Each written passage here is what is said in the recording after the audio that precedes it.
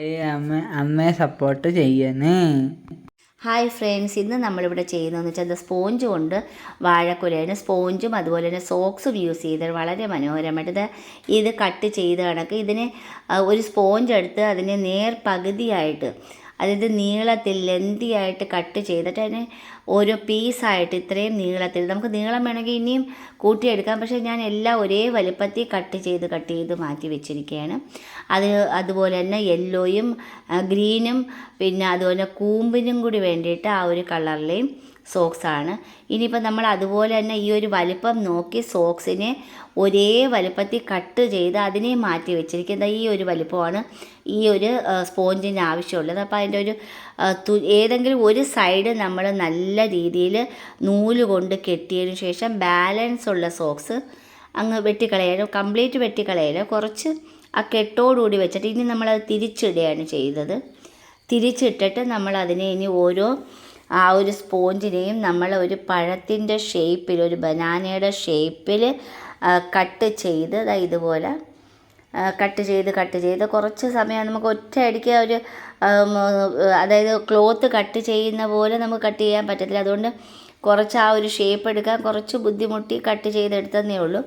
ഇതുപോലെ എല്ലാ ഷേപ്പുകളും നമ്മൾ കട്ട് ചെയ്ത് വെച്ചതിന് ശേഷമാണ് ആ സോക്സ് തിരിച്ചിട്ടിട്ടാണ് നമ്മൾ ഇതിൽ വെച്ച് അതും ഏറ്റവും എൻഡിൽ അതും കെട്ടി ഇഞ്ഞെടുക്കുകയാണ് ചെയ്യുന്നത്.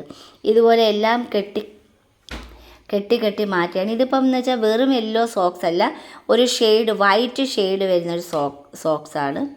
അപ്പോൾ അത് യൂസ് ചെയ്യുന്നത് കൊണ്ട് നമുക്കിപ്പം ചെറിയൊരു ഒറിജിനാലിറ്റി കിട്ടും. ഇനി അതിൻ്റെ മധ്യത്തുള്ള ആ ഒരു തണ്ടിൽ ചെയ്യാനായിട്ടാണ് നമ്മൾ വെറുതെ ന്യൂസ് പേപ്പർ, വേസ്റ്റ് മെറ്റീരിയലായ ന്യൂസ് പേപ്പർ ചുരുട്ടി വെച്ചതിന് ശേഷം അത് പേപ്പർ ടേപ്പ് കൊണ്ട് അതിനെ ഒന്നും കൂടി ടൈറ്റായിട്ട് ഇത് കാണിക്കുന്ന കണക്ക് ഇടവിട്ട് നമ്മളത് ചുറ്റി വരിഞ്ഞ് എൻ്റെ വരെ നമ്മൾ ചുറ്റി വരിഞ്ഞ്, അപ്പോൾ പിന്നെ അത് ആ ഒരു ഒന്ന് അനങ്ങത്തത് പോലുമില്ല, അതേ ഷേപ്പ് തന്നെ നിലനിർത്തി നമുക്ക് ചെയ്തെടുക്കാൻ പറ്റും.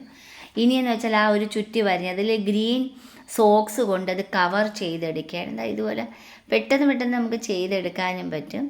ഇതെനിക്ക് 2-3 ഓർഡറും കിട്ടി നല്ല രീതിയിൽ. ഇനിയിപ്പോൾ നമ്മൾ ആ കെട്ടി ഇട്ടതിന് ഒരു ചെറിയൊരു ഒറിജിനാലിറ്റിക്കാണ് നമ്മൾ അതിൻ്റെ ഒരു പഴത്തിൻ്റെ ആ ഒരു തുഞ്ചിൽ ബ്ലാക്ക് കളറും അതുപോലെ ചെറിയ സ്പോട്ടുകൾ നമ്മൾ വാങ്ങിക്കുമ്പോൾ അതിൽ എന്തെല്ലാം കാണുമെന്ന് വെച്ചാൽ ഒരു ചെറിയൊരു ഒറിജിനാലിറ്റിക്ക് വേണ്ടിയിട്ടാണ് നമ്മൾ ആ ഒരു കളറിങ് ചെയ്യുന്നത്. ഇനി ഇതെല്ലാം ആ ഒരു എൻഡ്, അതായത് ഒരു പഴം നമ്മൾ ചെയ്തതിൻ്റെ ആ ഏറ്റവും പോയിൻറ്റഡ് അല്ല, അതിൻ്റെ ബാക്ക് സൈഡിൽ ആവശ്യമില്ലാത്ത സോക്സുകൾ കട്ട് ചെയ്ത് മാറ്റിയിട്ടാണ് നമ്മൾ ചുറ്റിലും ഇതുപോലെ കെട്ടിയെടുത്തിരിക്കുന്നത്. കെട്ടിയല്ല, ഫെവി ബോണ്ട് വെച്ച് ഒട്ടിച്ച്. ഈ സ്പോഞ്ച് ആയതുകൊണ്ട് ഇത് പിളർന്ന് തന്നെ ഇരിക്കും. അതുകൊണ്ട്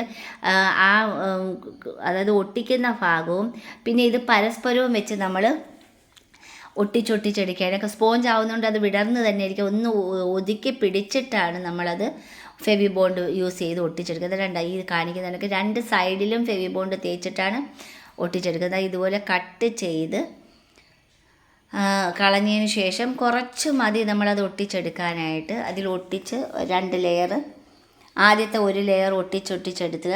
അതിന് ശേഷം രണ്ടാമത്തെ ലെയർ വീണ്ടും അതിൻ്റെ മുകളിൽ വെച്ച് ഒട്ടിച്ചെടുക്കാൻ നേരം ഒന്ന് ഒതുക്കി വെച്ചിട്ട് വേണം അത് ഒട്ടിച്ചെടുക്കാൻ. കാരണം ഇത് സ്പോഞ്ച് ആയതുകൊണ്ട് ഇത് വിടർന്ന് തന്നെ ഇരിക്കും. ഇത് വെച്ച് നമുക്ക് സോപ്പിനും ചെയ്യാം, പക്ഷേ അത് കുറച്ചും കൂടി ആ തണ്ടിലാകുമ്പോഴത്തേക്ക് കുറച്ച് സോപ്പ് നമുക്കത് യൂസ് ചെയ്യാൻ പറ്റത്തുള്ളൂ. ഇതാവുമ്പോൾ ഞാൻ സോപ്പ് വെച്ച് ചെയ്യണമെന്നാണ് വിചാരിച്ചത്, പക്ഷേ സ്പോഞ്ച് ആകുമ്പോൾ നമുക്ക് കുറച്ചും കൂടി ഒരു ഭംഗിയോടെ മാത്രമല്ല വെയ്റ്റ്ലെസ് ആയിട്ട് നമുക്ക് ചെയ്തെടുക്കാൻ പറ്റും. ഇത് കണ്ട ഈ പഴത്തിന് നമ്മൾ ഒറിജിനൽ ചെയ്യുന്ന കണക്കിന് 2 ലെയറായിട്ട് അവിടെയും ഫെവി ബോണ്ട് തങ്ങളി ഒട്ടിച്ച് വെച്ചിരിക്കുകയാണ്. വൃത്തിയായിട്ട് അത് കാണാൻ പറ്റും നമുക്ക്. തങ്ങളി ഒട്ടിച്ച് വെച്ചാൽ മാത്രമേ അതവിടെ ഇരിക്കുകയുള്ളൂ, അല്ലെങ്കിൽ രണ്ടും വേറെ ദിശയിലോട്ട് പോയും. അപ്പോൾ ഫെവി ബോണ്ട് യൂസ് ചെയ്ത് നമ്മൾ തങ്ങളിയും കൂടി ഒട്ടിച്ച് വെക്കണം. ഈ ഫെവി ബോണ്ട് യൂസ് ചെയ്ത് ആ തണ്ടിലും ഒട്ടിക്കണം. അതുപോലെ തന്നെ ഒരു ലെയർ ആദ്യമേ തണ്ടിൽ ഒട്ടിച്ചെടുത്തതിന് ശേഷം അതിനെ ചേർത്ത് പിടിച്ച് വെച്ച് ഒന്നും കൂടി അത് തമ്മിയും കൂടി അത് ഫെവി ബോണ്ട് യൂസ് ചെയ്ത് ഒട്ടിച്ചെടുക്കേണ്ടതാണ്. അത് ഇതുപോലെ തന്നെ ഈ കാണിക്കുന്ന കണക്ക് വേണ്ട അതിൻ്റെ ആ ബാലൻസ് ഉള്ളത് കംപ്ലീറ്റ് കട്ട് ചെയ്ത് കളഞ്ഞതിന് ശേഷം മാത്രമേ അവിടെ ഫെവി ബോണ്ട് വെച്ച് നമുക്ക് ഒട്ടിക്കാൻ പറ്റൂ. തങ്ങളെ അത് ഒട്ടിച്ചെടുത്ത് കഴിഞ്ഞ് ഇനി നമ്മൾ ആ ഒരു കൂമ്പിന് അതിന് വേണ്ടിയിട്ട് റെഡ് സ്പോഞ്ചാണ് ഞാൻ ഈ ഒരു ഷേപ്പിൽ കട്ട് ചെയ്തെടുത്തിട്ട് അത് ഞാൻ നമ്മൾ ഈ ഒരു സോക്സിൻ്റെ എൻഡ് നല്ലതുപോലെ കെട്ടിയതിന് ശേഷം തിരിച്ചിട്ടാണ് ആ ഒരു സ്പോഞ്ച് കവർ ചെയ്ത് മുകളിൽ വെച്ച് നൂല് വെച്ചാണ് ഞാൻ കെട്ടിയെടുത്തിരിക്കുന്നത്.